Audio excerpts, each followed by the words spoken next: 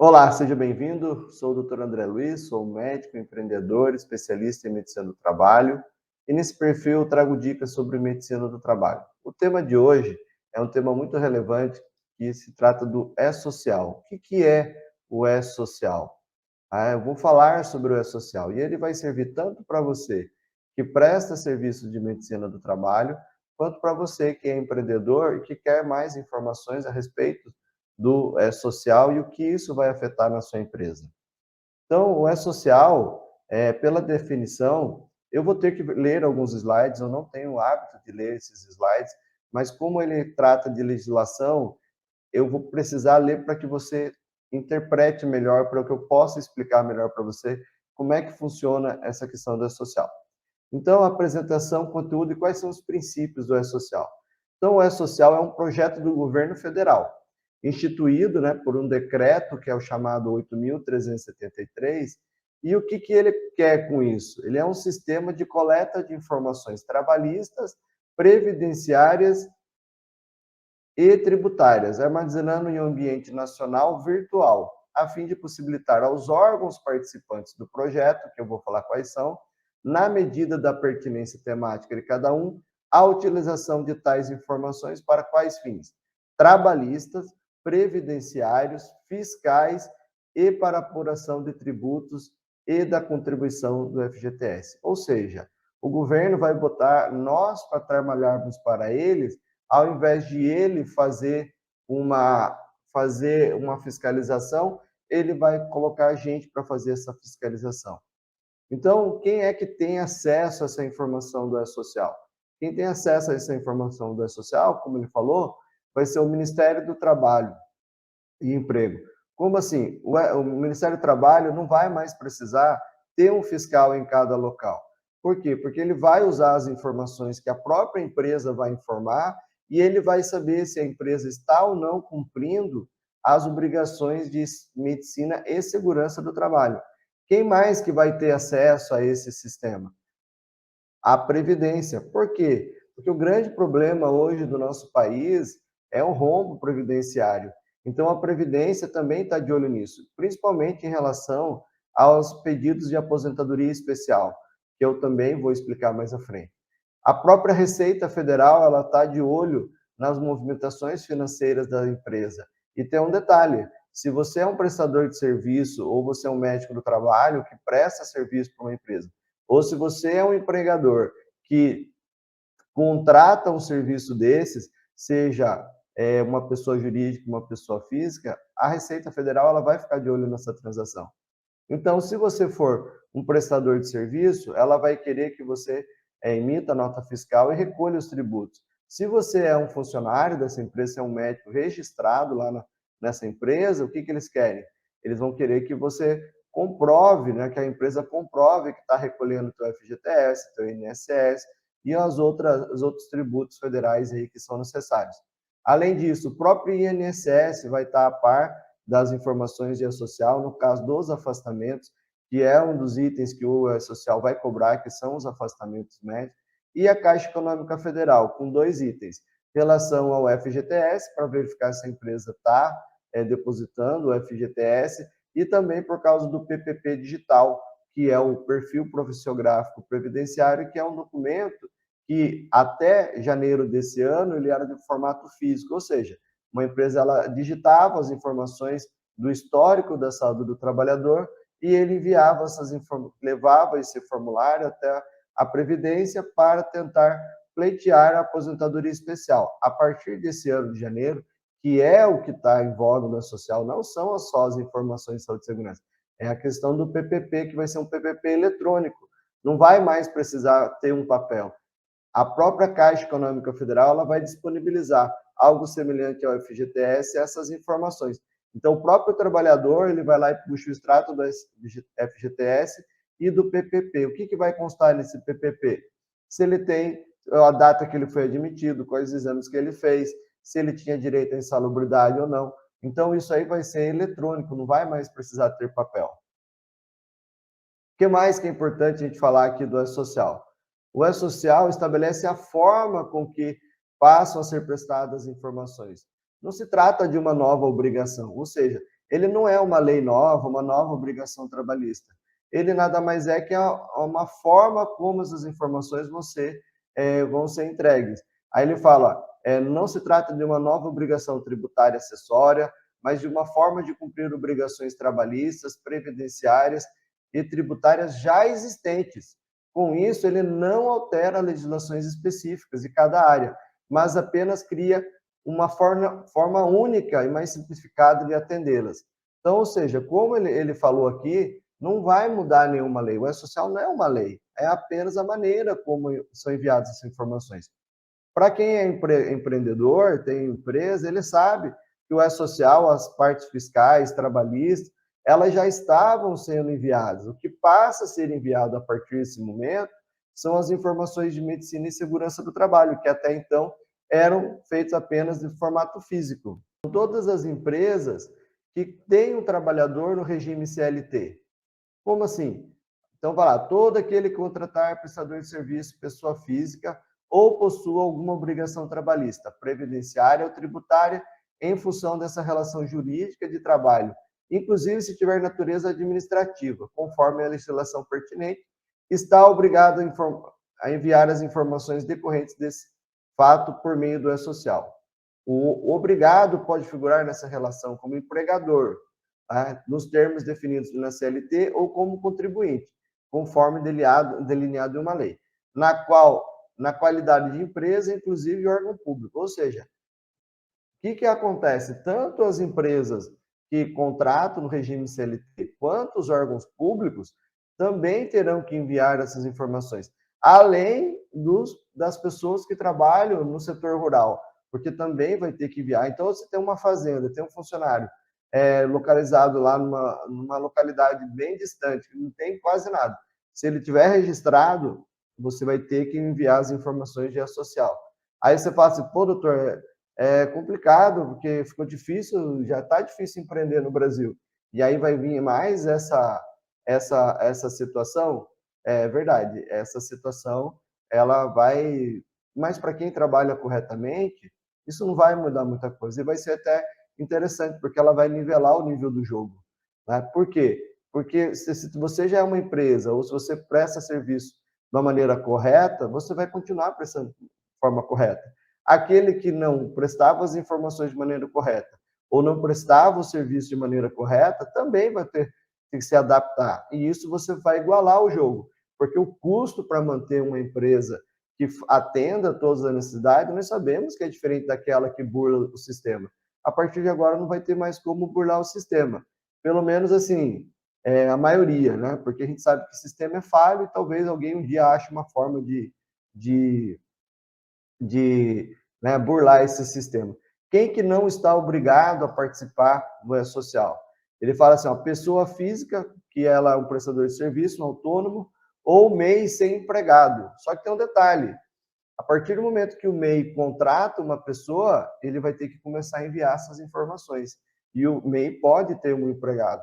E quem são esses MEIs? Geralmente são prestadores de serviços de manutenção, por exemplo, você pega na construção civil, tem lá os que colocam vidro, tem os eletricistas, tem os encanadores, que às vezes a construtora não quer ter essas pessoas no cargo, na folha, porque ela não usa eles durante todo o processo da construção, então são em momentos específicos, aí você contrata o MEI. Então, esse MEI, se ele não tiver nenhum funcionário, ele não tem que mandar nenhuma informação. Mas se ele tiver um funcionário registrado, aí sim ele vai ter que mandar essas informações. Então, ele fala assim, o MEI, na qualidade declarante, só deve informar ao E-Social os dados referentes aos segurados que lhe prestam serviço. Ou seja, se ele não tiver nenhum funcionário, ele não tem que enviar nada. E, além disso, o E-Social vai disponibilizar um modelo simplificado de como que ele pode enviar essas informações. Só que tem um detalhe, o MEI ele não vai precisar ter PGR, ter PCMSO, que são os programas ocupacionais que são cobrados das outras empresas. Porém, ele vai ter que cuidar da saúde do trabalhador dele. Então, se ele contratou um funcionário, por exemplo, ele vai trabalhar lá como servente de pedreiro, ou ele vai, sei lá, auxiliar de eletricista, alguma coisa, a responsabilidade pela saúde ocupacional é do MEI, sim. Então, como é que você vai contratar uma pessoa se você não sabe quais são os riscos que ela vai estar exposta se você não fizer os exames necessários? Então, por mais que seja difícil isso, e ele depois ele vai entrar na justiça, e se o MEI não tiver como provar que aquela doença não tem relação com o trabalho, ou que a pessoa já tinha aquele problema, o MEI também vai ter que pagar essa conta. Então, é muito importante você que é MEI, você e que trabalha orientando o MEI, para que ele faça da maneira correta. É lógico que você vai ter um pacote de serviço mais simples, mais em conta, mas é muito importante que ele também siga essas normas. Por quê? Ele não tem que enviar as informações como os outros têm, mas a responsabilidade dele com relação à saúde e à segurança do trabalhador, ela existe assim como uma empresa normal. Então, o E-Social, como eu falei, ele teve fases, né? A primeira fase eram eventos de tributários, aí eles vão falar assim de eventos não periódicos, eventos periódicos, mas o que importa para a gente é a quarta fase, que são esses eventos de saúde e segurança do trabalho que, a partir de agora, estão sendo enviados. Então, até ano passado, a maioria das empresas não tinha. No nosso caso, nossos clientes, desde quando a gente já começa a trabalhar com eles, todas as informações já estão no molde de E-Social e a gente já tem enviado essas informações. O problema é que, a partir de agora, mensalmente vai ter que ser enviado essas informações de saúde e segurança do trabalho. E qual que é o modelo operacional do E-Social? Ele fala assim, ó, o declarante gera um arquivo eletrônico no formato XML e assina-o digitalmente. É transmitido pela internet, não tem outra maneira, você não pode fazer um download desse arquivo. E por que tem que ter a certificação digital? Para verificar a integridade desse conteúdo. Então, o grande problema que tem do E-Social não é quem vai mandar essa informação, se é a empresa prestadora de serviço de medicina do trabalho, se é o contador, se é o próprio empreendedor que vai fazer. A forma como vai ser enviada é de arquivo XML, porque é como o sistema do E-Social vai ter acesso a essas informações. E ele é certificado digitalmente. Existem algumas maneiras de fazer essa certificação, mas sempre a responsabilidade é do dono da empresa, independente de quem muda, de quem envia. Outra coisa, ele fala aqui, ó, pelo sistema de propriedade do declarante ou contratado de terceiros assinado digitalmente. Obrigatoriamente com a utilização de certificado digital.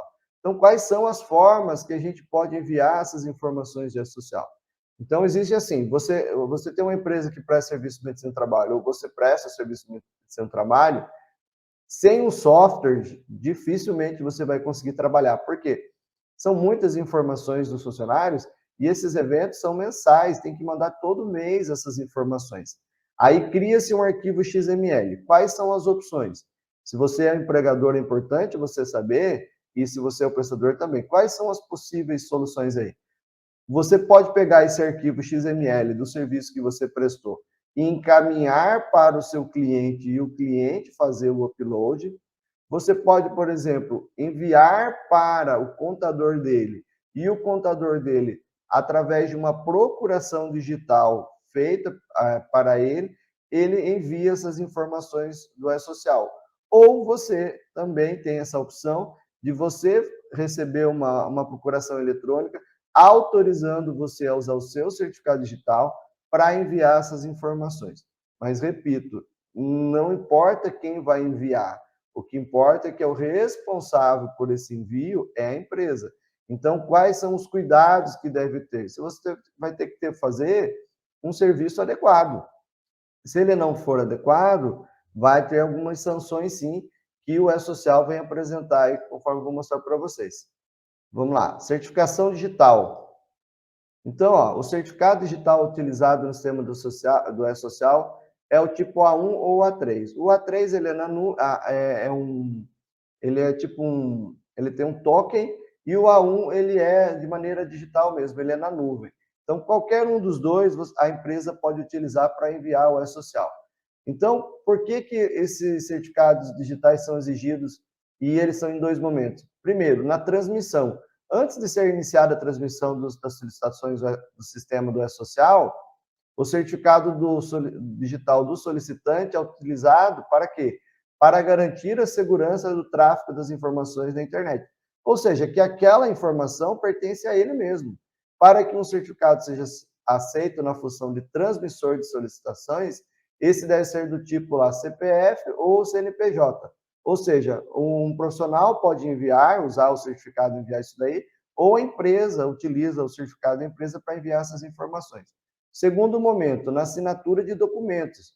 Para os declarantes pessoas jurídicas, os eventos podem ser gerados por qualquer estabelecimento do declarante ou seu procurador, como eu te falei. Então, se você é um empreendedor e tem um contador e prefere que ele mande as informações, você vai fazer uma declaração para ele. Se você quer que a sua empresa prestadora de medicina do trabalho envie as informações, você faz uma procuração. Ou você consegue cadastrar o seu certificado digital em alguns softwares e enviar essa informação. Então, mas o certificado digital assinante deve pertencer à matriz. O que ele está dizendo aqui? Vamos supor que é uma rede de farmácias. Tem várias lojas, né? vários estabelecimentos. Aí todos vão mandar a informação da social, sim, mas através do certificado digital da matriz. Então, agrupa essas informações e a matriz, através da certificação digital dela, é responsável por enviar essas informações. Quais são esses eventos que possuem no E-Social que está todo mundo falando? Existe o que o pessoal fala que é o evento não periódico, né? Ou seja, ele não tem uma data fixa para acontecer. Por exemplo, uma contratação de um funcionário. Às vezes está precisando contratar, você não tem uma data programada todo mês contratar alguém. Ah, eu precisei contratar alguém esse mês. Muito bem, você vai lá e você notifica o E-Social que você contratou alguém. Quais foram os exames que ele fez, quais são os riscos que ele está exposto. Ah, você precisou fazer um afastamento para o INSS. É um evento programado? Não. Você não prevê que a pessoa vai adoecer. Você também tem que informar isso daí. Um demissional, é programada a demissão? Todo mês você tem que demitir alguém? Não. Mas quando demitir alguém, você vai lá e faz essa notificação ao E-Social. E existem os eventos periódicos, que ele tem uma periodicidade previamente definida. Em relação à saúde e segurança do trabalho, esses eventos periódicos, por exemplo, estão os exames periódicos, que as empresas têm que fazer de acordo com o período de cada um. E ela também tem que notificar, por exemplo, as questões de quais são os exames que está fazendo nesse periódico. Então, existem essas informações. Ah, André, e se você não tiver nenhum evento nesse período, você também informa. Vamos supor que você tem lá 10 funcionários, né? E aí não teve nenhuma demissão, nenhum afastamento, nada, nenhum retorno ao trabalho, ou seja, nenhuma mudança de risco, aí não, você vai mandar o evento dizendo que não teve nenhum evento. Até para quando não tem evento, você tem que mandar. Ou seja, mensalmente você tem que alimentar esse sistema do E-Social. Quais são esses eventos, quais são os códigos usados nesses eventos? Para tentar esclarecer um pouco. Eles vão chamar, porque o E-Social ele trabalha com o sistema de códigos. Aí ele vai falar lá que existe um S2210, que é comunicação acidente de trabalho. A emissão das CATs hoje, elas são eletrônicas. Antigamente fazia um papel e ia lá apresentar ao órgão fiscalizador. A partir de agora, não. Né? E já está um tempo assim. A CAT é eletrônica, ou seja, você tem um prazo para alimentar o sistema do E-Social. Se você não comunicar dentro desse prazo, vai ter problema. O S2220, que é o que chama monitoramento da saúde do trabalhador, que é com relação à medicina do trabalho. Vamos supor que uma pessoa vai trabalhar exposta ao ruído. É importante fazer um exame de audiometria antes para verificar se ela não tem uma alteração. Aí você tem que, no evento social, você fala, olha, fez o exame clínico, passou pelo médico, pegou o ASO e também fez um exame de audiometria. Isso você vai ter que informar. Afastamento temporário. Toda vez que um funcionário ficou afastado lá para o INSS ou que ele recebeu um atestado acima de 3 dias, vai ter que ser avisado esse afastamento lá para o INSS. O INSS vai ficar monitorando esse afastamento. E as condições ambientais do trabalho, que são os agentes nocivos, que é um item que ele vai dizer assim, quais são os agentes que nesse ambiente de trabalho pode causar alguma doença ao trabalhador. Então, antigamente existia lá o PPRA, que era um documento que as pessoas colocavam no papel quais eram os possíveis riscos que tinham em um determinado local. Agora não vai mais ter esse documento de forma física, pode até ter no PGR, que é um programa de gerenciamento desse risco. Não que ele substituiu o PPRA, que o PPRA foi extinto e foi criado o PGR. E nesse PGR vão estar lá quais são os riscos que as pessoas vão estar expostas. E na NR9, que é o antigo PPRA, também estão esses agentes ambientais. Ou seja, se ele trabalha exposto lá a vapores de combustível, se ele trabalhar a vapores de tinta, se ele trabalha com solda, se ele trabalha, todos esses agentes ambientais que podem causar uma possível doença do trabalho, eles vão ter que ser alimentados. Ah, doutor, e se eu não quiser alimentar? Aí você vai estar sonegando informação. E através do teu CNAE, do seu CNPJ e das pessoas que estão registradas, eles conseguem saber quais são os exames que você teria que fazer, quais eram os riscos que era para você estar alimentando. Ou seja, não vai precisar o fiscal ir lá, ele eletronicamente ele vai te autuar. Essa é a realidade. O E-Social autua alguém? Não, mas os órgãos fiscalizadores vão atuar. E também é importante notificar quando faz o desligamento, quando faz a demissão. No nosso caso, a gente orienta até porque a gente trabalha com vida ativa. Se a pessoa fez a demissão e o funcionário não passou com a gente e não está sabendo, a gente vai continuar cobrando. Detalhe, se a empresa demite alguém e ele não faz o exame demissional, é um problema sério. Por quê? Porque se lá na frente ele alegar que foi mandado embora com alguma doença ocupacional, a empresa vai ter que arcar com esse custo. Então é muito importante fazer o desligamento correto. Qual que é o conceito aí de comunicação de acidente de trabalho? Evento a ser utilizado para comunicar acidente de trabalho pelo declarante, ainda que não haja afastamento do trabalhador de suas atividades laborais. Então, vamos supor, teve um acidente na empresa, mas uma queda lá de um funcionário, mas ele não precisou ser afastado, ele foi até o médico, recebeu um atendimento e o médico falou, não precisa afastar. Mesmo assim, tem que ser enviado esse comunicado? Sim. Aí você vai usar a modalidade CAT sem afastamento. Quem que está obrigado a enviar essa comunicado de trabalho? Todo mundo que contrata alguém, seja ele CLT e inclusive os órgãos públicos devem mandar isso daí. Qual que é o prazo de envio? Isso é muito importante, ficar atento ao prazo de envio de uma comunicação de CAT. A comunicação do acidente de trabalho deve ser registrada até o primeiro dia útil seguinte ao da ocorrência. Então, vamos supor que o acidente aconteceu na segunda-feira, até terça-feira tem que ser comunicado esse acidente, com ou sem afastamento. E se for no sábado, no domingo não é dia útil, aí você vai poder comunicar esse acidente na segunda-feira. Ah, e se na sua cidade for feriado, foi na segunda e na terça é feriado, aí você vai notificar na quarta-feira. Muito importante isso aí. Qual que é o pré-requisito para isso? O pré-requisito é que ele esteja registrado na sua empresa. Ah, doutor, se ele não tiver registrado, aí você vai ter problema. Aí você vai ter problema. Aí você vai ter que registrar ele, vai ter alguns problemas que vale a pena você consultar o seu jurídico. Não falo nem contador, mas o jurídico para te orientar corretamente como é que deve fazer isso. Quais são os tipos de CAT? Ele fala assim que é uma CAT inicial. Vamos supor, teve um acidente de trabalho, você comunicou. Ele fala reabertura. Quando que eu posso reabrir uma CAT? Vamos supor que o funcionário ele sofreu um acidente, não teve o afastamento dele. Teve a CAT lá. Aí ele voltou a trabalhar. Só que em decorrência desse acidente, ele evoluiu com uma doença que afastou ele. Aí você reabre a CAT. Então, ele fala assim, ó, reabertura, quando houver reinício do tratamento ou afastamento por agravamento da lesão, acidente ou doença comunicado anteriormente. Então, você comunicou, não afastou, mas agora vai ter que afastar, você vai reabrir essa CAT e reenviar. E comunicação de óbito, refere à comunicação do óbito em decorrência de acidente de trabalho ocorrido após a emissão de CAT inicial. Vamos supor lá, emitiu uma CAT, teve afastamento, a pessoa está internada, está lá na UTI e, infelizmente, ela vem a óbito. Aí você vai comunicar esse óbito que era em virtude dessa CAT que você tinha feito inicialmente. O que é importante a gente saber na hora de emitir uma CAT? Eu vou falar isso e lá na frente eu vou explicar alguns casos práticos. Então, muito importante, não é assim, o funcionário se acidentou, emite a CAT. Cara, primeiro vai investigar.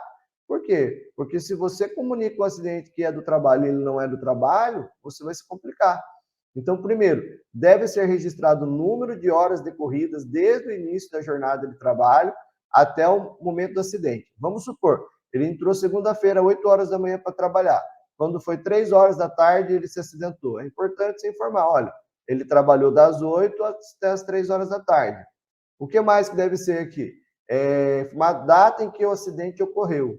No caso de doença, olha só, porque doença ocupacional, ela pode ser equiparada a um acidente de trabalho. Então, vamos supor lá que a pessoa desenvolveu uma doença do trabalho. Você vai ter que emitir CAT, pega lá, por exemplo, perda auditiva por ruído. A pessoa fez audiometria, entrou, e a audiometria era normal. Depois de um tempo, ele fez a audiometria deu alterada, ou seja, ele tem uma perda auditiva induzida por ruído, tecnicamente você tem que emitir a CAT, só que tem um problema. Mas será que realmente foi no trabalho? Será que essa pessoa não fez algum evento fora do local do trabalho? Então, é muito importante fazer uma investigação, que a partir do momento que você assinou a CAT, que você se responsabilizou, você está assumindo que realmente foi um acidente de trabalho. Situação geradora do acidente de trabalho. Então, vai ter lá, informar a situação ou atividade de trabalho desenvolvida pelo acidentado por outros diretamente relacionados ao acidente, tratando-se de acidente de trajeto, especificar no campo o deslocamento e informar se o percurso foi ou não alterado ou interrompido por motivos alheios ao trabalho. Ontem, eu passei por uma situação dessa de um cliente, que um funcionário deles diz que sofreu um acidente de trajeto, que ele foi atropelado ele estava de moto, estava numa rotatória e um carro foi e bateu nele. Mas quando eu fui analisar, ele estava no horário de trabalho, sim. Só que ele tinha saído do trabalho sem autorização para ir levar um nebulizador para uma sobrinha dele num outro bairro que não era o bairro que ele morava. Olha só. Então ele foi no horário de trabalho, sem autorização e sofreu um acidente. É acidente de trajeto? Não. É acidente de trabalho? Não. É acidente? É. A empresa tem alguma responsabilidade com isso? Nenhuma. Nenhuma. Inclusive, ela pode consultar o jurídico dela para ver quais são as providências que ela pode tomar. Então, caso o funcionário falar, foi um acidente de trajeto, eu saí do trabalho e acidentei, indo para casa. É importante alguém da empresa verificar como que eu matei essa charada. Eu pedi o boletim de ocorrência, eu pedi a cópia do prontuário do atendimento dele quando o SAMU levou ele até o pronto-socorro. E aí eu consegui, através do prontuário e da investigação que eu fiz com ele, descobrir que não era acidente de trajeto. Então, ele vai ficar afastado? Vai, mas ele vai receber um seguro que é o B31, não vai ser B91, relacionado a acidente de trabalho. Isso é muito importante. Detalhe, eu tive um cliente que um funcionário dele também sofreu algo semelhante e diz ele que ele foi atropelado por um carro no cruzamento. E aí, realmente, ele teve uma sequela séria na perna e aí ele pediu uma indenização de 3 milhões e 300 mil reais para a empresa. Aí a empresa, né, contratou o meu serviço para assistente técnico pericial. Quando eu fui analisar a questão do acidente, eu fui procurar qual foi a investigação que a própria empresa fez para ver se realmente foi um acidente. Aí, quando a gente foi ver, o técnico de segurança da empresa não fez isso. Ele simplesmente confiou no funcionário e emitiu a CAT.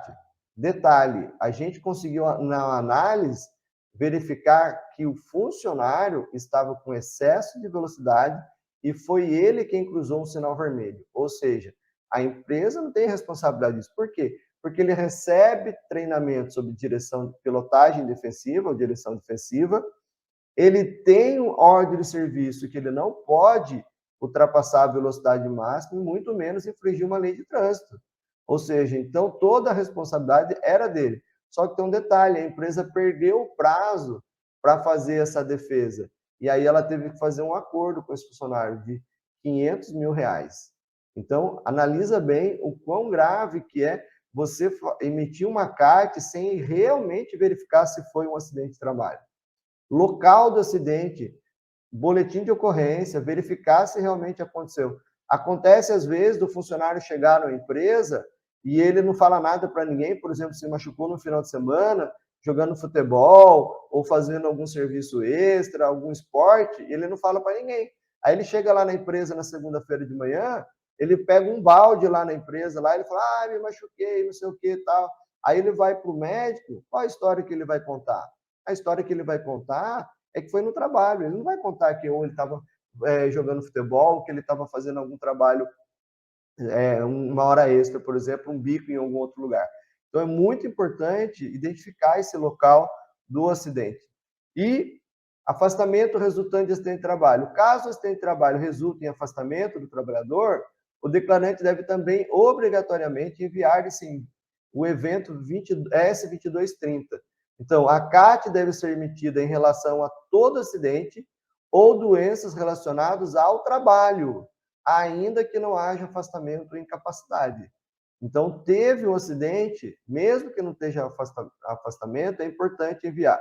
No caso, quando tem afastamento, aí vai lá no tal do evento S2230 e informa esse afastamento. O que é importante também? Aí entra num detalhe muito importante, que é a classificação internacional de doença, do CID, o famoso CID. E aí, doutor, a empresa pode exigir o CID do funcionário ou o CID é um sigilo? Realmente, o CID é um sigilo, só que tem um problema. No caso de acidente ou doença do trabalho, você vai ter que notificar esse acidente ou essa doença do trabalho à Previdência e ao INSS. Sem o CID, não vai ser possível isso. Então, uma das coisas que o E-Social vai exigir nas CATs são os CIDs. E aí tem que tomar um cuidado. Por quê? O Conselho Federal de Medicina, em uma lá dos seus despachos, ele fala o seguinte: para que o médico assistente conclua que foi uma doença ou um acidente de trabalho, ele tem que saber reconhecer o ambiente de trabalho, se necessário, ele tem que ir lá no local do trabalho. Por acaso, você viu algum colega alguma vez sair de um pronto-socorro, de uma UPA ou de um PSF, para ir lá verificar se realmente as condições do ambiente de trabalho, para aí emitir o CID? Não. Ele simplesmente, a maioria das vezes, acredita devido à relação médico-paciente com o funcionário, que aquele acidente foi no trabalho. E aí ele emite um CID, e esse CID pode caracterizar o que a gente chama de afastamento auxílio acidentário, que é o B91, e não o auxílio comum, que é o B31. Então, é muito importante a empresa e você que presta serviço olhar para essa situação para que não seja emitida uma CAT indevida. Porque emitiu a CAT, vários problemas podem acontecer com isso daí. Como eu falei, o afastamento B91, e um dia eu vou falar sobre quais são as diferenças do B91, que eu sempre tenho falado aqui, mas isso dá muito prejuízo para a empresa. É importante também dizer qual foi a parte do corpo atingida, porque às vezes o cara diz que foi um acidente que machucou a coluna e o problema está lá no braço. Tá estranho isso daí. Então, para acidente de trabalho, deve ser informado parte do corpo diretamente atingida pelo agente causador, seja externa, interna, de acordo com os códigos que existem lá na tabela social, do E-Social. Então, é importante dizer qual foi a parte, até porque, vamos supor que você tem lá um funcionário que ele é motoboy, e ele cai e fratura um braço, por exemplo. Ele consegue pilotar a moto? Não. Mas ele consegue fazer uma outra atividade na tua empresa? Consegue. E você emitiu uma CAT. Essa CAT necessariamente tem que ser com afastamento? Não necessariamente, porque o médio trabalho pode pegar e colocar essa pessoa numa outra função, até que ele se recupere. Ou seja, você emitiu a CAT, mas foi uma CAT sem afastamento. Então, é muito importante você dizer qual é o local dessa lesão, porque o próprio INSS ele orienta que as empresas tentem fazer essa adaptação do funcionário, porque ela não quer ficar pagando essa conta, para o funcionário também não é bom, porque o salário dele vai baixar, demora ele a receber, e a empresa também vai aumentar o custo tributário dela, além de estar perdendo uma mão de obra que pode ser utilizada de uma outra maneira. E para as doenças profissionais do trabalho equiparadas, informar ao órgão o sistema lá 201. Lembra que eu falei? Vamos supor que ele tem uma doença na coluna que agravou, que pode estar relacionada ao trabalho. Foi acidente? Não, mas é doença do trabalho? É.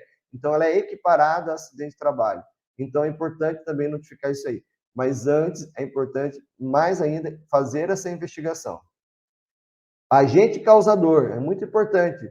Você dizer quem foi que causou essa lesão. No caso, às vezes, do acidente de trajeto, você tem que dizer, ó, foi um carro que colidiu com uma moto, ou se foi lá no trabalho, uma peça que caiu na cabeça da pessoa. Então, é importante informar, que isso vai ser informado da maneira que eles vão ter mais sabedoria sobre o que você está informando para eles, eles vão ter mais conhecimento. E em caso de morte do trabalhador? Em caso de morte do empregado, superveniente ao envio da CAT, deve ser registrado uma CAT de óbito. Ou seja, se ele tinha uma CAT do acidente, aí depois vai ter que ser enviado uma CAT de óbito. Enviado no evento lá, evento S2220, preenchendo o campo lá com o código 3, comunicação de óbito. Olha só, ele teve um acidente, depois de alguns dias ele morre, você fez um CAT de afastamento, aí depois você reabre a CAT e comunica a CAT de óbito. E se for uma morte imediata? Ele morreu. Existe esse prazo de um dia útil, por exemplo? Não. Por outro lado, os acidentes com morte imediata devem ser comunicados por CAT inicial com indicação de óbito no campo. E ela tem que ser no mesmo dia, não tem esse prazo aí. Ah, doutor, mas ninguém quer um funcionário morrer. Eu também não quero, ninguém quer. Só que eu tenho que orientar o que você deve fazer caso isso aconteça. E, infelizmente, no Brasil, morrem por ano cerca de 50 mil pessoas em acidente de trabalho. Isso é seríssimo. Qual é o tipo de acidente? É importante. Tipo, o que ocorrer como segurado da empregadora ou doença ocupacional. Trajeto no percurso da residência para o local de trabalho ou desse para aquela, qualquer que seja o meio de locomoção, inclusive veículo de propriedade do segurado. Ah, eu pago vale transporte, mas ele vai de moto, aí ele assume o risco. Não interessa, se ele estiver indo trabalhar ou voltando a trabalhar, vai ter que comunicar esse acidente de trajeto aí. Outra coisa que eles vão pedir, qual a duração provável desse tratamento? Ah, ele teve lá uma fratura da mão lá. Quanto tempo? Ah, 1 mês para recuperar, 90 dias para recuperar. Tudo isso vai ter que ser informado. E também o último dia de trabalho e a informação do afastamento. Quando foi o último dia antes do afastamento ou do acidente? Aí tem que informar também. São assuntos relativamente não fáceis de digerir, mas que se você não tomar cuidado, como prestador de serviço ou como empregador, o empregador está sujeito a comprar gato por lebre, ou seja, ser enganado na hora de ele contratar esse serviço, porque esse serviço ele vai ser fundamental para a boa gestão da empresa. E se você presta o serviço, você vai ser um grande diferencial no mercado, porque você vai saber orientar corretamente as situações relacionadas às CATs. E lá nos casos de doença do trabalho, olha que interessante, a data deve ser informada, deve corresponder ao último dia do efetivo trabalho, anterior ao início da incapacidade. Ele desenvolveu lá uma lombalgia muito séria, teve que afastar. Qual é a data que você vai informar? O dia que ele se afastou para tratar. Último dia de trabalho e informação de afastamento. O campo só deve ser preenchido se houve efetivo afastamento do trabalhador de suas atividades. Se se tratou de simples assistência médica, assim entendida como atendimento médico seguido de pronta recuperação do segurado para o exercício da atividade laborativa, o referido campo deve ser preenchido com não. Ou seja, o que ele está dizendo aí? A pessoa se acidentou, teve uma queda lá, teve lá uma escoriação no corpo, lá, ralou o joelho, por exemplo. Aí ele foi lá para o atendimento médico. O médico examinou, falou: olha, vou passar um remedinho para você, vai fazer um curativo e você volta a trabalhar. Precisa comunicar esse afastamento? Não, porque não teve afastamento. Mas precisa comunicar a CAT se foi acidente de trabalho? Sim, aí tem que comunicar. E entramos agora na parte da medicina do trabalho. Monitoramento da saúde do trabalhador. Qual que é o conceito de o evento detalha as informações relativas ao monitoramento da saúde do trabalhador? Avaliações clínicas é quando ele passa com o médico e recebe lá o tal do ASO, durante todo o vínculo laboral com o declarante. Era comum e ainda é comum. Algumas empresas fazem o admissional do funcionário, depois nunca mais faziam nenhuma avaliação. Eu sei porque eu visito empresas, doutor, aqui não tem fiscalização, não vou fazer. Só que agora não vai ter jeito, agora vai ter que fazer todo mês. Por quê?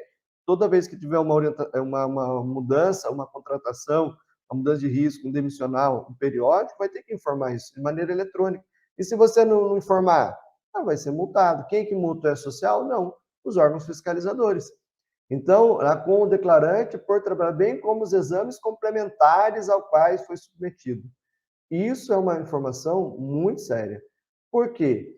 Porque é comum também algumas empresas não quererem fazer os exames complementares. Ah, não estou a fim de fazer, sai caro. Concordo que sai caro. Né? E em época de crise, cada centavo realmente é fundamental.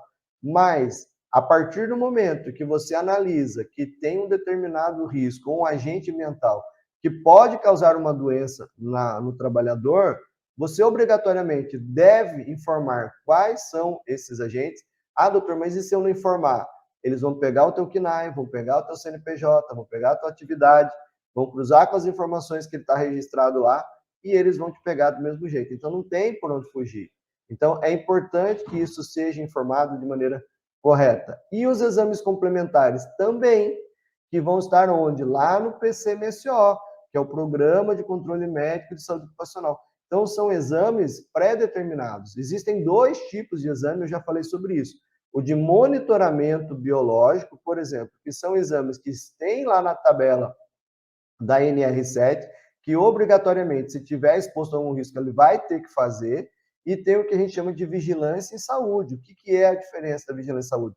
É o critério médico para avaliar a saúde do trabalhador. Por exemplo, uma pessoa que vai trabalhar com manipulação de alimentos, seja no frigorífico, seja no restaurante, seja numa copa, é importante eu saber se ele não tem uma hepatite, por exemplo.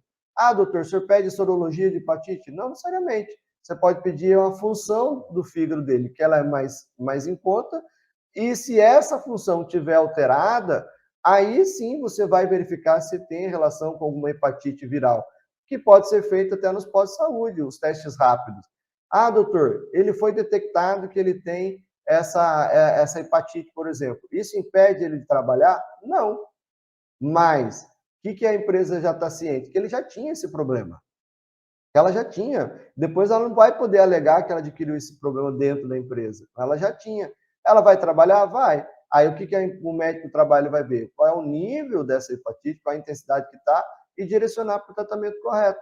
Se o hepatologista que está acompanhando disser que ele tem condições de trabalhar, aí o médico do trabalho fala, olha, você está apto ao trabalho. Agora, se o hepatologista, o problema está muito sério, vamos ter que tratar aqui primeiro, vou ter que te afastar. Aí o médico de trabalho fala, olha, nesse momento você está inapto, quando você voltar do tratamento, aí você vai ser reavaliado para ser reutilizado e vou te dar apto. Então, é muito importante esses exames. Então, não adianta como esconder os exames. Se tem ruído, vai ter que ter audiometria. Se tem poeira, vai ter que ter raio-x e tórax, vai ter que ter espirometria. Então, se tem, por exemplo, exposição à solda, né, que tem os vapores da solda, existe lá os elementos químicos que devem ser avaliados. Se a pessoa manipula algum tipo de produto químico, dependendo da concentração e da intensidade, também vai ter que ser avaliado através de exame complementar. E detalhe, esse exame complementar é feito no trabalhador, o exame é dele, mas o maior responsável por esse exame e que deve zelar muito por isso é o próprio empregador. Porque se ele faz os exames e comprova que o funcionário não entrou com nenhum problema e não saiu com nenhum problema, ele está garantido no processo judicial. Se ele detecta que ele tinha um problema e que durante o trabalho esse problema não piorou e não incapacitou, ele também está protegido. Agora a empresa não fez o exame, o funcionário alega que adquiriu um problema dentro da empresa e ele não está apto a trabalhar, a empresa vai ter que provar que é inocente. E aí, na Justiça do Trabalho, como eu já falei, o ônus da prova cabe ao empregador. Então é ele que vai ter que dizer, ah, não, ele não estava doente, estava mentindo. Vai ter que provar. E se você não tiver como provar, aí vai ter que pagar essa conta. Quem que está obrigado a fazer esse monitoramento? O empregador e os órgãos públicos, em relação aos seus empregados contratados pelo regime de CLT. No caso de servidores públicos não seletistas, o envio dessa informação não é obrigatório. Você não precisa enviar a informação, mas você precisa fazer os exames. Mas se você for empregador seletista, meu amigo, vai ter que fazer e não tem para onde fugir. Aí, se você é o prestador de serviço, você vai ter que orientar corretamente o seu cliente. Por quê? Porque lá na frente ele pode receber uma ação judicial ou a própria fiscalização virtual e a multa se você não fizer corretamente. Qual que é o prazo de envio disso daí? É importante também. O evento deve ser enviado até o dia 15 do mês subsequente ao da emissão do correspondente ASO, salvo para o relativo ASO admissional. Hipótese que o evento deve ser enviado até 15 dias do mês subsequente ao da admissão. Essa regra não altera o prazo legal para a realização dos exames, que deve seguir o previsto na legislação, sendo que somente o registro da informação no E-Social é permitido até o dia 15 do mês subsequente. Tá, doutor? Traduz isso daí que é meio confuso, também concordo. O que acontece? Se a pessoa vai fazer o admissional hoje, ela passa pelo médico, recebe o AS e ela deve ter realizado, se tiver exame complementar, antes. Ou no dia. Ela fez os exames complementares, tá tudo, já tem os resultados, passou pelo médico. Ok, ela recebe o ASO e a comprovação lá no ASO dos exames que foram realizados. Quando que ela deve informar isso ao E-Social? Ela leva para a empresa tem até o dia 15 do mês seguinte para enviar essas informações ao E-Social. Não precisa pegar o ASO e mandar na mesma hora, mas ela vai informar até o dia 15 que a pessoa fez o exame, por exemplo, no dia 18 de janeiro, 19 de janeiro. Fez o exame hoje, ele vai informar até o dia 15 de fevereiro que no dia 19 de janeiro o fulano fez o exame admissional e passou pelos seguintes exames complementares também. Não pode, por exemplo, ele admitiu hoje e depois e amanhã fazer o exame. E aí informar que ele fez o admissional e daí ele foi fazer os exames complementares. Isso é problema, tá? Isso pode gerar multa. Ou ele entrou hoje e só vou fazer o exame dele admissional até o dia 15. Não, ele trabalhou 15 dias sem fazer a avaliação médica. Então, é isso que ele está dizendo aí. Quais são os requisitos, né, para fazer isso daí?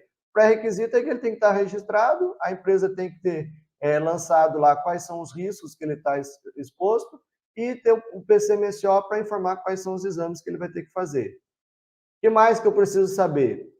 Informações adicionais, assuntos gerais. São informados nesse evento os exames médicos referentes à monitoração da saúde do trabalhador, conforme o disposto nas normas regulamentadoras. Ou seja, conforme está na norma regulamentadora, tem exame que é para fazer que é obrigatório de acordo com o risco com a função, bem como os demais exames suplementários solicitados a critério médico, que foi o que eu falei, que é o exame de vigilância em saúde. Esses exames de monitoramento biológico, só para você ter uma ideia, nem é o médio de trabalho que ele solicita, o próprio Ministério já fala, ó, esses exames têm que ser feitos, porque eu preciso saber se tem alguma contaminação nesse funcionário aí, ou se ele está tendo alguma doença relacionada a esse risco. Então já está pré-determinado, não tem como a gente, não é da nossa cabeça. O que mais? Deve ser informados nesse evento os exames previstos como obrigatórios na legislação trabalhista e aqueles indicados no PCMSO, de acordo com o risco ao qual o trabalhador está exposto. Aquilo que eu te falei. Existe uma tabela de alguns exames que tem que ser feitos, mais o que o médico colocar no PCMSO. Só que o médico vai colocar no PCMSO aqueles exames que também têm relação com o risco e com a função. Porque o que a gente vê por aí, às vezes, é PCMSO com exames desnecessários para aquela função. Ah, mas eu quero cuidar da saúde do trabalhador. Tudo bem, mas faça o que é obrigatório. Se você não fizer, você vai ser autuado. E o que não é obrigatório? Você vai fazer porque você está querendo. Mas o que é obrigatório, você tem que fazer. O outro não é tão obrigado assim, não é obrigado você fazer. Você faz se quiser. E se você pensa em prestar um serviço para reduzir custo para o empregador, você pode fazer isso. E se você é um empregador, você chama a empresa que faz para esse serviço e fala, cara, realmente eu tenho que fazer isso aqui? Ah, tem, me prova. Aí o cara vai ter que provar por que ele tem que fazer aqueles exames. O que mais? A informação da avaliação ou do exame realizado é registrada por meio de código e ele é atribuído a uma tabela 27. O que eu tenho percebido é que algumas empresas têm solicitado para a gente enviar o exame. Ah, me manda o exame que ele fez. Não, no ASO já vai o código do exame que ele realizou, que deve ser obrigatório. Então, não precisa você pegar o exame. Não, porque o exame é de sigilo médico, é do funcionário.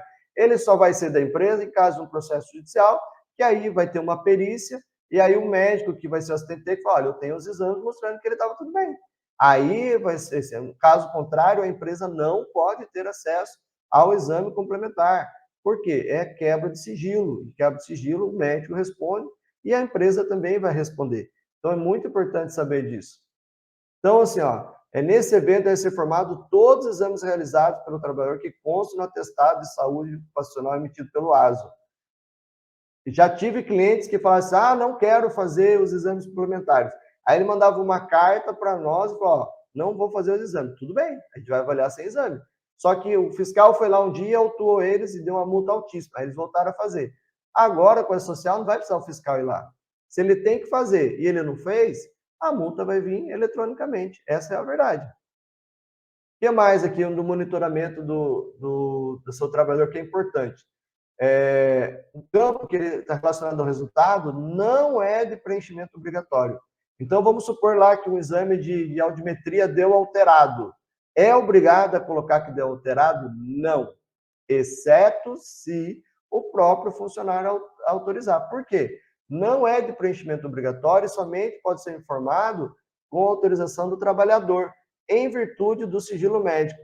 Caso preenchido, devem ser adotadas as seguintes diretrizes: concluir no primeiro momento se o exame está normal ou alterado, e em uma segunda avaliação, se concluído que o exame continua alterado, informar se o mesmo se manteve estável o seu agravamento. Mas só pode colocar que tem alterado se o trabalhador autorizar. Doutor, se ele não autorizar e o senhor vê que está alterado? Aí a gente chama a empresa e vai verificar os outros trabalhadores daquele setor, vai fazer uma avaliação, por exemplo, se for ruído, será que ele está usando o EPI correto? Será que ele está usando o EPI? Ele recebeu o treinamento? Olha, determinada função está causando lesão, vamos analisar isso daí. Então, é aí que entra o que eles chamam de gerenciamento do risco ocupacional. Não basta você ter informação. O que você vai fazer por isso? O que você vai fazer com isso? Qual é a melhoria que você vai levar para a sua empresa? A partir do momento que você começa a levar melhoria, que vai reduzir custo, você vai ter uma chance maior de assinar contrato e, se você é um empreendedor, de crescer mais. Então, tem essa vantagem para os dois lados.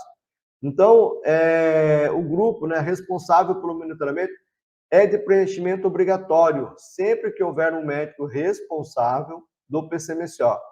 Inexistindo obrigatoriedade de elaboração do PCMSO, o campo não precisa ser preenchido. Por exemplo, eu sou responsável por elaboração de um PCMSO.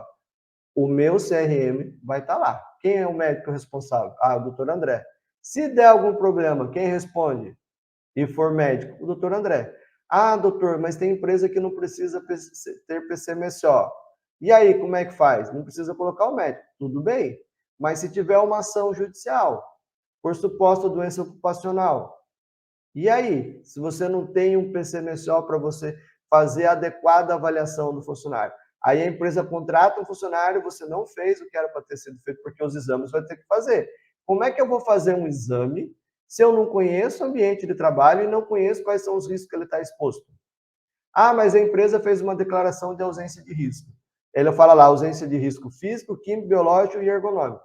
Toda empresa existe situações ergonômicas. Eu estou aqui, por exemplo, diante do computador, tem o teclado, tem doença relacionada ao trabalho por digitação, com movimentação do mouse, a iluminação tem que estar correta. Então, toda empresa tem. A minha empresa aqui tem banheiro.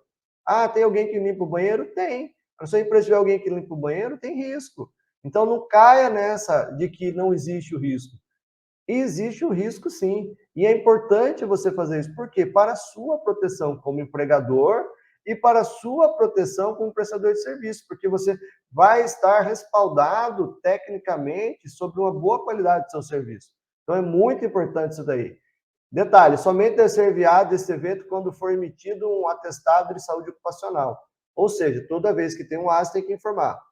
Quando houver a realização do exame clínico, sendo que exames complementares realizados sem que hajam AS emitidos, não devem ser enviados de forma isolada. Como assim? Existe, por exemplo, a questão de audiometria. Algumas funções, a audiometria tem que ser realizada a audiometria tem que ser realizada a cada 6 meses. Precisa passar necessariamente pelo médico? Não. Mas é proibido? Também não. Né? Então, quando que pode fazer o periódico? Existe um período mínimo, ou a critério médico. Eu oriento, toda vez que fizer um exame, passa aquilo pelo médico. E aí passou pelo médico, notifica. Ah, doutor, eu fiz o exame, não preciso notificar? Não necessariamente. Mas já que você tem um serviço que presta serviço para você, usufrua desse serviço, faça o bom fruto desse, né? De um bom usufruto desse serviço aí. Eu faço para todos os clientes que eles vêm aqui, fez o exame, passa com a gente, porque dá até uma segurança para o funcionário e para a própria empresa. O que mais que ele vai falar que a obrigatoriedade de prestar as informações desse evento é dirigida à empresa. E o documento utilizado como fonte de informação a ser enviada é o ASO, o qual contém todas as informações solicitadas no evento e não é protegido por sigilo, ou seja, o ASO não é sigilo médico, mas os exames complementares sendo um documento administrativo. As informações sigilosas relacionadas às condições de saúde são registradas em prontuário individual do trabalhador, documento que não é fonte de nenhuma das informações exigidas nesse evento em decorrência da natureza sigilosa. Ou seja, o AS vai estar lá apto ou inapto e quais foram os exames que ele fez. Tem algum sigilo nisso? Não. Mas lá no prontuário dele deve constar se ele tem alguma doença, se a doença é relacionada ao trabalho. Aí lá está o sigilo, não no ASO. Exame inicial e sequencial. O que ele fala? Deve ser entendido como exame inicial, primeiro, de cada tipo que foi realizado no declarante. Ou seja, ele vai fazer o admissional, quais são os exames que ele tem que fazer? Ele tem que fazer esses exames. E depois, na sequência, ele tem que fazer o periódico. E se ele mudar de função? Aí faz um ou outro tipo de exame. Então, existe esse tipo de exame. Só para vocês saberem da questão técnica. Admissão por transferência, isso aqui é interessante. Em caso de admissão por transferência, o sucessor deve enviar esse evento apenas em relação aos exames realizados da data da transferência em diante. Como assim? O funcionário estava na empresa A e ele é transferido para a empresa B. Quando que eu vou começar a informar os exames? A partir do momento que ele está na empresa B. E o da empresa A? Ela já deveria ter informado. Ressalto que envio das informações pelo sucessor não exime a responsabilidade do CNPJ sucedido e sucessor pela ausência e correção das informações. Ou seja, aí eu passei o funcionário de uma unidade para outra, até aquele dia a unidade a unidade A, por exemplo, dele estava, tem que mandar as informações. A partir do momento que ele está na unidade B, é a unidade B que vai ter que mandar essas informações. Doutor, ele pode fazer transferência assim? Pode. Afastamento temporário. Qual que é o conceito? O evento utilizado para informar os afastamentos temporários dos trabalhadores por quaisquer dos motivos elencados em uma tabela. Motivos de afastamento social, bem como eventuais alterações e prorrogações. O funcionário se acidentou, ou ele tem uma doença, mesmo que não seja de trabalho, foi afastado, tem que informar isso aí ao E-Social. Quem que está obrigado a informar isso aí? O declarante, toda vez que os trabalhadores se afastarem de suas atividades laborais por motivo de doença. Afastamento temporário, prazo de envio, também é até no dia 15 seguinte. E o que mais? Afastamentos temporários ocasionados pelo mesmo acidente ou doença não relacionada ao trabalho, olha só, mesmo acidente ou doença não relacionada ao trabalho, que ocorreram dentro do prazo de 60 dias e totalizarem o somatório dos tempos de duração superior a 15 dias, independentemente da duração de cada afastamento. O que é isso? Vamos supor que a pessoa tem lá uma determinada doença que não tem relação com o trabalho e ela somou, no período de 2 meses, 4 atestados, cada um com 5 dias, o mesmo CID. Foi acima de 15 dias? Foi. Então, a partir do 16º dia, essa pessoa já tem que ser afastada para o INSS. Às vezes acontece da empresa ficar aceitando atestado e passa desses 15 dias. Não, não pode. Tem que ser só até 15 dias. Se ele tem que se afastar mais que 15 dias, aí tem que ser encaminhado ao INSS. O afastamento por acidente ou doenças relacionadas ou não ao trabalho, com qualquer duração, quando ocorrido do prazo de 60 dias do retorno do afastamento. Vamos supor que ele se afastou por um motivo, ele voltou a trabalhar, e aí, pelo mesmo motivo, ele agravou. Aí também vai ter que avisar e qual é a data do envio do novo afastamento. E vamos aqui para as condições ambientais de trabalho. O que é esse conceito? Esse evento é utilizado para registrar as condições ambientais de trabalho pelo declarante, indicando as condições da prestação de serviço pelo trabalhador, bem como para informar a exposição a agentes nocivos e os exercícios das atividades. Então, o que ele está pedindo hoje? Além de você ter lá no PGR, lá no programa no papel, os riscos que a pessoa vai estar exposta, os agentes, vai ter que informar o E-Social. Por quê? Porque ele vai verificar se a empresa vai tomar os cuidados ou não relacionados a esses agentes. Quem que está obrigado? O empregador, a cooperativa, os órgãos públicos, todos têm que informar se existe algum agente nocivo lá na empresa. Esse agente nocivo pode ser físico, por exemplo, ruído, vibração, ele pode ser químico, poeira, gases, vapores, biológico, manipulação de alimento, trabalhadores da saúde, então tudo isso aí tem que ser avaliado. Qual que é o prazo de envio? Também até o dia 15 subsequente do mês da contratação. Ele entrou hoje, eu já tinha feito um PGR, sabendo quais são os riscos, o inventário de risco, então eu já vou informar até o dia 15 do mês seguinte. O que mais? A exposição a qualquer dos agentes nocivos previstos deve ser informado. Caso não haja exposição, deve ser informado. Foi o que eu falei. Ah, mas eu não tenho nenhum risco. Analisa bem. Tem mesa, tem cadeira, tem computador, tem teclado, tem iluminação? Cara, vai ter agente ergonômico. Ah, tem banheiro, alguém vai limpar, tem risco biológico. Tem cozinha, alguém vai fazer alguma comida. Tem risco, sim. Então, se falar que não existe risco, é muito difícil. Então, tem que tomar muito cuidado na hora de processar essa informação. Informações referentes ao local de trabalho, isso é importante. O campo, o setor deve ser preenchido com o nome do lugar administrativo. E aí eu vou pular isso aqui e vou explicar. Qual que é a diferença disso daí? Vamos supor, o funcionário ele é registrado numa construtora. Ele é pedreiro, a matriz da construtora, o escritório é no local e a obra é em outro, obviamente. Então, ele está registrado no local, mas eu vou ter que ir lá no ambiente de trabalho dele, fazer um inventário desse risco e aí alimentar onde é que efetivamente ele trabalha. E as informações sobre a existência desses agentes nocivos, aos quais o trabalhador possa estar exposto, devem ser registradas, ainda que tal exposição seja neutralizada, atenuada ou exista proteção eficaz.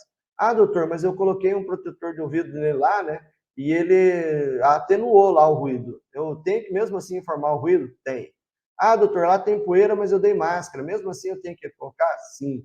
Então você vai ter que colocar. Ah, mas ele é registrado na matriz. Mas onde é que ele trabalha? Efetivamente. Ah, é lá no campo. Então é lá que vai ter que ser feita a segunda avaliação. O que mais? Exercício de atividade com exposição ao risco.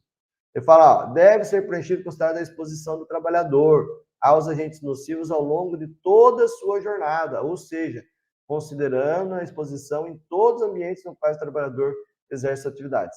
Aí existe um problema que muita empresa, que algumas empresas colocam assim, auxiliar de serviços gerais, e o cara faz tudo. Imagina uma serraria, ele faz serviço de office boy, ele faz serviço administrativo, ele vai lá serrar, ele vai lá transportar. Então, você vai ter que fazer uma avaliação em cada ambiente dele, isso daí, e ao longo da jornada dele tem que acompanhar. Por isso que a gente chama de avaliação da jornada. Então, se ele trabalha só no setor, o ideal é que a gente avalie toda a jornada dele, para verificar se durante essa jornada está sujeito ou não a causar algum dano à saúde dele. O que mais aqui? Exercício da atividade com exposição ao risco.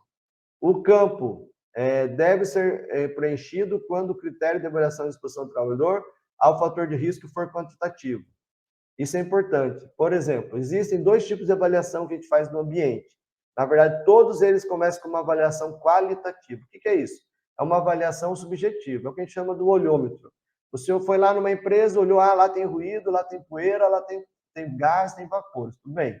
Aí você vai quantificar essa informação.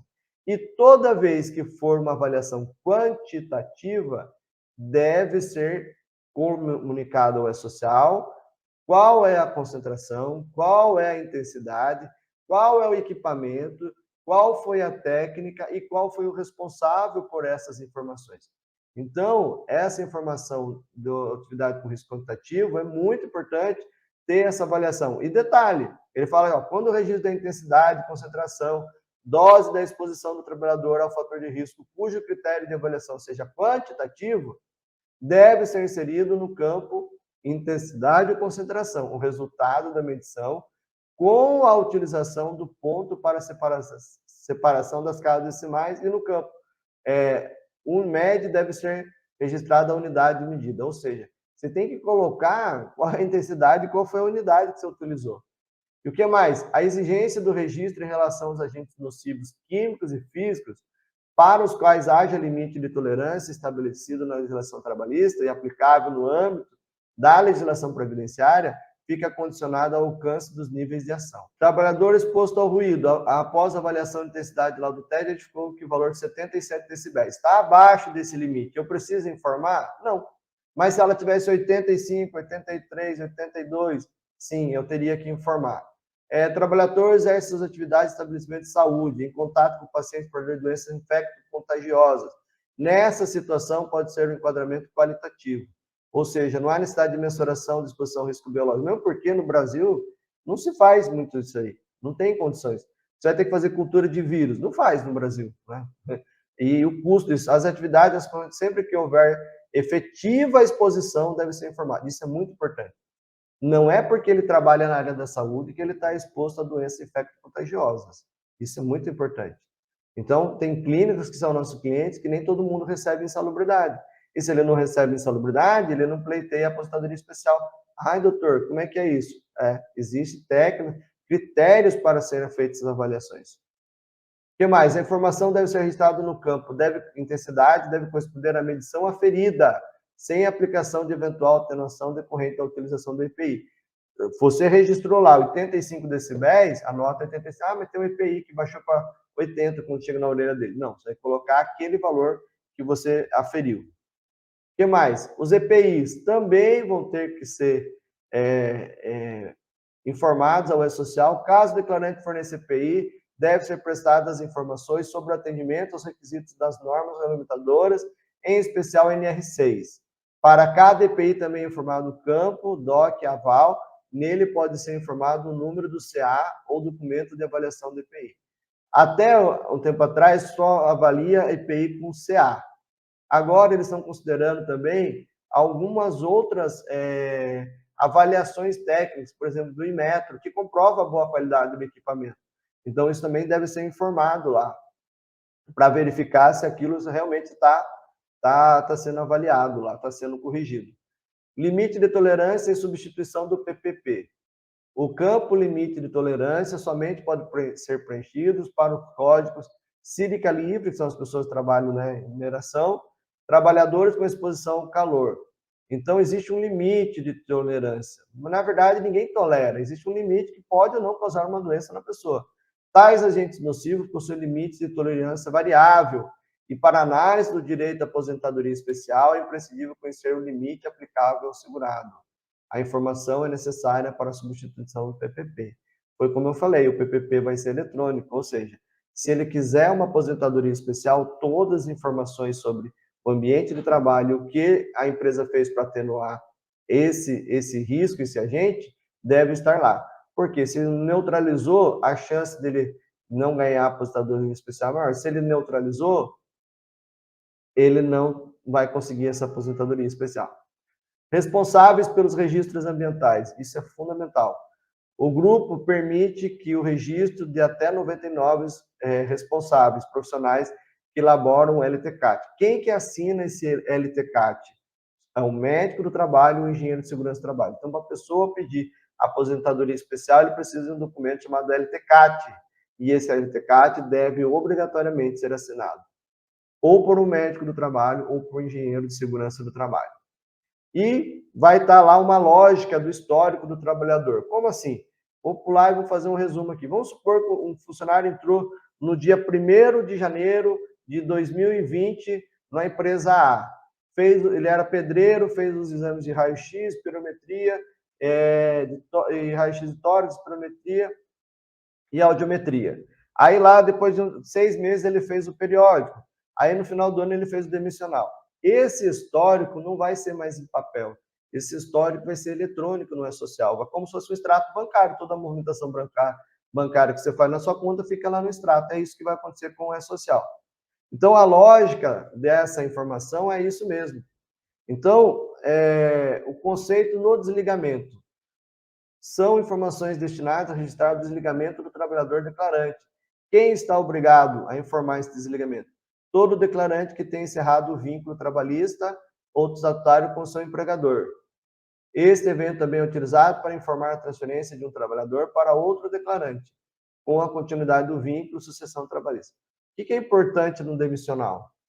Como eu falei, fazer o exame complementar, se tiver que fazer. Por quê? E passar pelo médico. Por quê? Para provar que ele está apto e que ele fez os exames. Você pode demitir uma pessoa sem fazer isso daí? Até pode. Empresa de grau de risco 1 e 2, com 135 dias a última avaliação, você pode usar. Empresa de grau de risco 3 e 4, 90 dias. Mas e aí? Se você não faz, como é que você vai provar que o cara estava bom, que a pessoa estava bem? Você vai ter mais dificuldade de fazer isso. Então é importante sim fazer os exames demissionais. E o prazo de envio desse desligamento é até 10 dias da data que ele foi liberado da empresa. Era isso que eu tinha para explicar hoje. Foi uma aula mais intensa, mais maçante, mas de extrema necessidade para você entender. Se você é prestador de serviço ou se você é um empreendedor, na hora de você contratar um serviço, você precisa saber disso para você não ser enganado. E se você for o prestador, talvez essa seja a sua diferença no mercado de trabalho.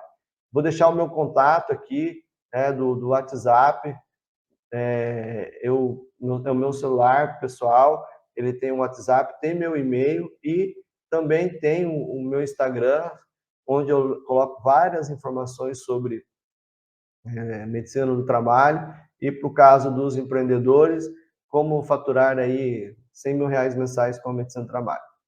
Tenham todos um bom dia, uma boa tarde ou uma boa noite e nos vemos na próxima.